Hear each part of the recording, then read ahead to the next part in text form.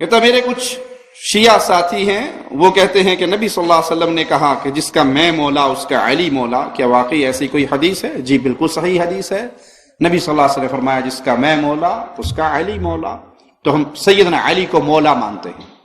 مولا سے مراد دوست، یہاں مولا سے مراد محبت، کہ جو رسول اللہ صلی اللہ علیہ وسلم سے محبت کرتا ہے اسے لازم ہے وہ مولا علی سے محبت کرے۔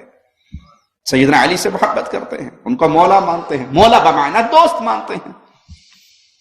اور نبی صلی اللہ علیہ وسلم نے یہ اور صحابہ کے لیے بھی استعمال کیا۔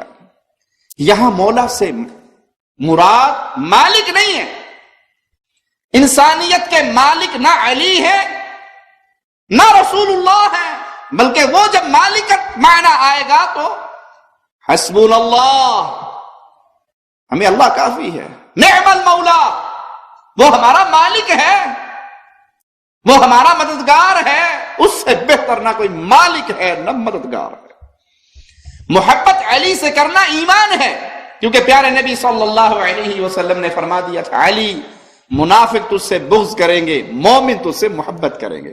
تو یہاں من کنت مولا، جس کا میں ولی ہوں، جس کا میں دوست ہوں، جو مجھ سے محبت کرتا ہے وہ میرے علی سے محبت کرے، تو ہم محمد کریم کو بھی اس معنی میں مولا سمجھتے ہیں اور سیدنا علی کو بھی مولا علی سمجھتے ہیں۔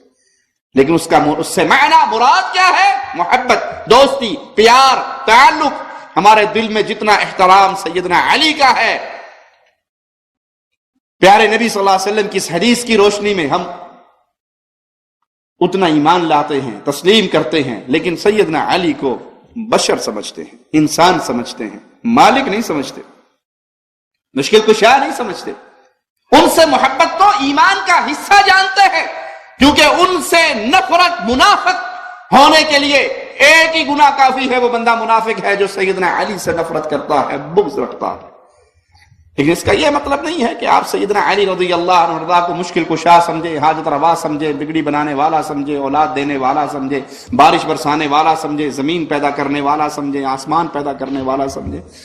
آج جو اس حدیث کو اپنی زبان پہ رکھتے ہیں وہ تو مولا بمعنی مالک سمجھتے ہیں۔ وہ کہتے ہیں سورج بھی علی نے بنایا، زمین بھی علی نے بنائی، آسمان بھی علی نے بنایا، بارش بھی علی برساتے ہیں۔ صرف میرا مرشد علی،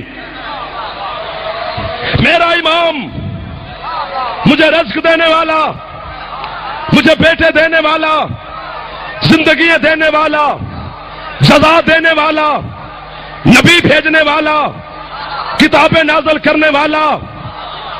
بڑے بڑے چہرے اتر جائیں گے، بڑا بڑا گھوٹوں چل جاتا ہے نا علی کے فضائل پر، بندہ نتر کے سامنے آ جاندے، باپ دا کیڑا ہے تے ہمسائے دا کیڑا ہے۔ حسین کی عظمت کا سمے اپنی جانب سے نہیں کہہ رہا، منبر کوفہ ہے، کتاب سنی بھی دیکھو تو نوکر حاضر ہے، شیعہ کتابیں تو تمہاری بھری پڑی ہے۔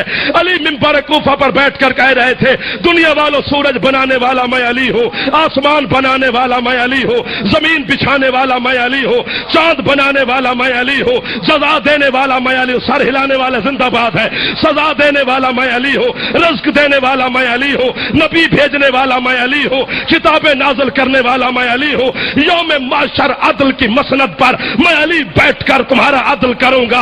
ایک مقصر علی کے دربار میں اٹھا، اس نے کہا یا علی یہ تو اللہ کے کام ہے جو تو اپنی ذات کے ساتھ لگا رہا ہے، یہ کوئی تیرے فضائل ہے؟ علی فرماتے تیری ماں تیرے غم میں ماتم کرے، چپ کر کے زمین پہ بیٹھ، یہ میرے فضائل نہیں ہے، یہ میری نوکری ہے، فضائل اس سے بھی آگے۔